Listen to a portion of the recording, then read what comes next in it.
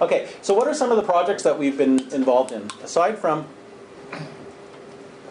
doing consulting, we do some research, but we'll do things like, we started a journal last year called Manifestation, which is a journal of community engaged research and learning partnerships. It's online. Each article is a PDF. The whole issue is a PDF.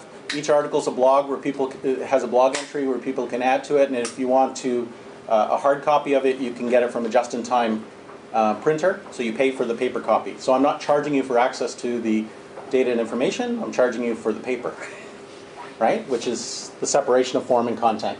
I just got an email from, it's lulu.com. Lulu is the same people that started Red Hat, which packaged Unix software into an easy-to-use application. And we're looking at creating another journal called Mobilizer. So that's a project. We've done podcasts. I've done podcasts for the Canadian Council on Learning, which we're interviewing experts in education around how they engage in exchange and transfer. And that's available online. You can download them on iTunes. We've done, we're in the process of organizing a conference for November of this year called Community 2.0, which is looking at, it's here in Ottawa, but essentially it's looking at using Web 2.0 applications for health, education, charity, social services, those kind of agencies who are playing with them around the corner. But the literature is saying that there's some significant efficiencies that can come up if you start using Web 2.0 applications within this, which they're looking for. And a lot of the agencies are a little, pardon the phrase, gun-shy, because the Web 1.0 cost them a fortune to develop their websites and maintain them. So they're staying away from that. Other projects include throwing things on YouTube. My impulse is not to write, it's to work with people directly. And so I gave a presentation at International Development Week at the University of Ottawa. A student came up and said, do you have a book? We'd like to learn more. I said, no, we don't. So I started a YouTube series. Right? So we created a list of sort of 50 topics, and then we'll develop just a very simple video that we'll throw up there. And then as a collection, may transcribe them into something interesting. So that's the type of projects that are coming about. And we do all sorts of other things. And that's my contact information if you have any other questions. So, we only meet at Congress. If we can just put a context on this presentation as well, one of the projects that we launched this year were a series of what we called boot camps, which were workshops across the country where people, we took a topic. So the topic that David presented on was on HR for knowledge mobilization, which there is actually no literature on it at present. It's emerging, right? There is for knowledge management within business, but not within the context of the academy. So let me give you some context of where I'm coming from.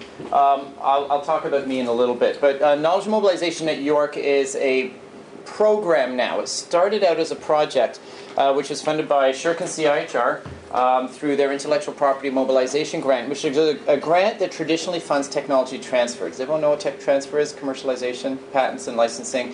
And that's a form of knowledge transfer, but it is a transfer. It's end-of-project work. We package it in a patent, we push it out, and try and find a partner in the private sector, a licensee, or we start up a company and try and get investments. It's very much a producer push methodology, a one-way push. And and that's my background. I'll talk a little bit about that. And so when I came to York, which has a tech transfer function, we took the opportunity in 2005 to write a grant application with you, Vic, to the IPM program, and our thinking then was very much like tech transfer. We were going to take academic, policy, and practice relevant research and get it out of the hand into the hands of receptors. And then we got a Knowledge Impact and Society grant the same year that you did, Nicole, and that was to do some KM experiments. And that thinking evolved more from a producer push into a user pull, where we go into the community first and say, well, what do you need? And how can we help you meet your needs? Where we've ended up after doing this for 3 years is we're a dating service. We didn't intend to be, but we're a connector between capacity within the university, also capacity outside, because there's a lot of skills and a lot of knowledge that exists outside of the university that we in the university are really good at not listening to. Okay, so there's an active listening component. And when we do some of our, we have a number of programs that we've been playing with. Some have been successful and some haven't, because we wrote the KISS grant to be like a grant. We had some hypotheses.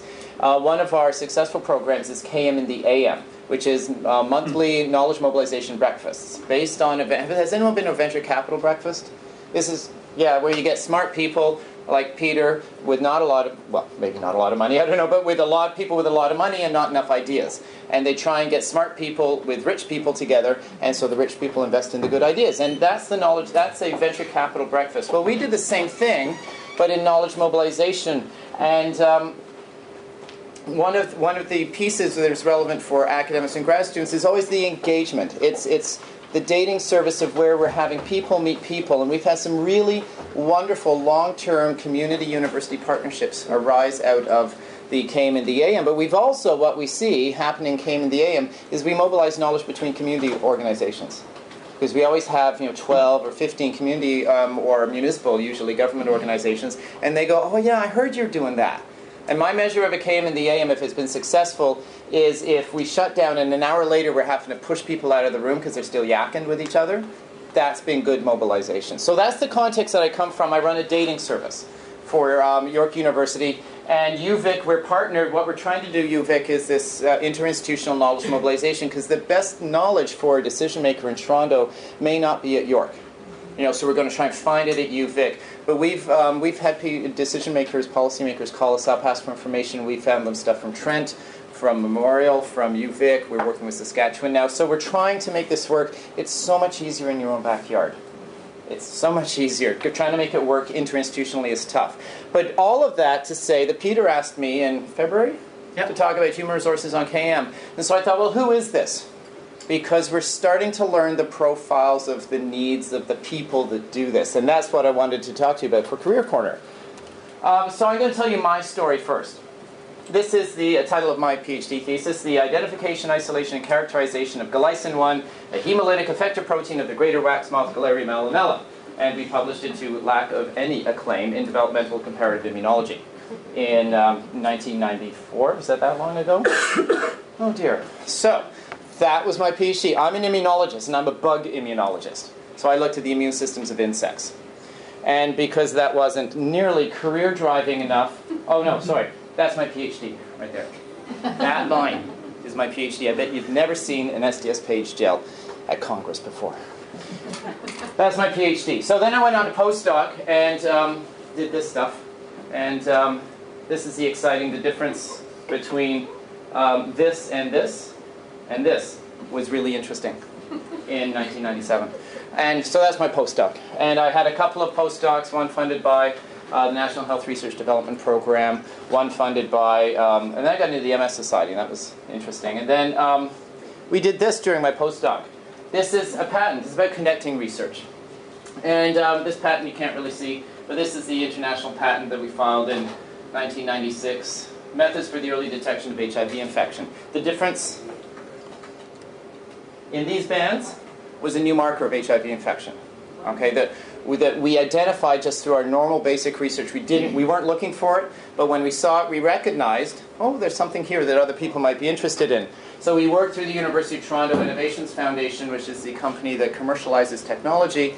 We filed a patent. It was licensed. I made a little bit of money, but not enough because it really wasn't very good. So, and it cost a lot more on the patents than it ever made for me. But this was the idea of connecting research. This was the first time that I thought that research can matter to someone other than me and my mother. So proud. Come on. I know she paid for the PhD. So